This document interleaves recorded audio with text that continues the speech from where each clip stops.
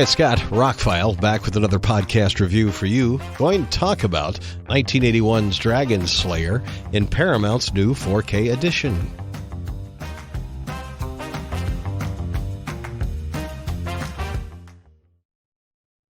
Boy, this was a big deal to me. I was early high school. I think I got the magazine, the book. Disney and Paramount were teaming up on it. They had some of the best special effects guys from Star Wars and such. We were really looking forward to this movie. I think it was in theaters for about 2 to 3 weeks and was gone. But what a great film. Dragonslayer came out in June of 1981, directed by Matthew Robbins, who co-wrote the movie. Had a $18 million budget. I think it made about $14 million. Young Peter McNichol stars in it. Sir Ralph Richardson is in it. Caitlin Clark was in it. They just don't make movies like this anymore. It's almost all practical and optical effects. There was no CG at the time. It was 1981. They wanted to make a dark fantasy film and make it realistic. So they set it before the Dark Ages, like right after the fall of Rome, say 5 to 900, somewhere in there. Used a lot of practical lighting, natural lighting, candles, sunsets, that kind of thing. A lot of real outdoors. Great sets. I don't know how they made this movie for $18 million. They spent a lot. It looks rich. It looks real for the time. And the magic is very matter of fact. Not a whole lot of CG or special effects. There was a little bit of animated flames, a little bit of changing of colors of flames and things like that. But most everything is like a wave of the hand and things just happen, which it kind of gives it a grounded, more realistic film than, say, winking out of space with a lot of glitter and special effects or something.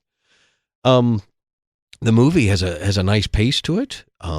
Like I said, it's all filmed in Scotland and just some beautiful scenery. The storyline is basically a village sends some people to see if they can stop this dragon because there's a lottery and they give versions to the dragon so he won't eat the town. And they want to kill the dragon. So they go see this wizard who's Sir Ralph Richardson with his assistant, Peter McNichol, and they beg him to help. And although he agrees to help, things don't go as well as we expect them to go, and Peter McNichol kind of has to take over and go slay the dragon. I remember as a kid, I thought there should be more dragon, more monster in the film. But watching it now, they dole just enough out through the entire movie until you get the full reveal. Very smartly done. I mean, probably one of the best. Let's give you a little bit, let's give you a little bit more, let's give you a little bit more, and here it is. And practical effects people, these are the same people who went on to make Jurassic Park, but before this they were making Star Wars, and they made Yoda, and they used puppets and practical effects and giant feet and giant claws and tails that smash things. And it's not just CG. Everything has weight. It's solid. And to watch some of the extras, they had a hard time with it, kind of like Spielberg had a hard time with Jaws with Bruce the Shark. But they got the movie made. The director, Matthew Robbins, is just shocked that they got anything that really made sense out of it because they really had a hard time with the dragon. But I got to tell you, it looks real on, when you see it on film, it looks great. There's a few optical things that look okay, but I got to say this is the best the film has looked. Now, Dragonslayer is kind of a holy grail of movies. We've wanted it since the days of DVD and Laserdisc, and it's just one of those things, I guess, rights and whatever between Paramount and Disney. It just didn't get a release. So now a few weeks ago, it got a big release, and wow, it's a great 4K transfer. As much as Paramount screwed the pooch on something like Young Sherlock Holmes, which is really not a good Blu-ray, but at least we have the movie. This is quite the opposite. They have updated it with Dolby Vision. It looks amazing. There's a fine layer of real grain. Blacks look great. Colors look great. Shockingly great colors on things like the fluorescent green flames and things like that. And Dolby Atmos surround. They've really beefed up the soundtrack, and what a great score it is. Very active all around. Some great sound effects, some lots of depth to the subwoofer stuff. The low end is just, it's jaw-dropping on this movie. I had to turn it down a little bit. I'm sorry to my neighbors when I was watching this film.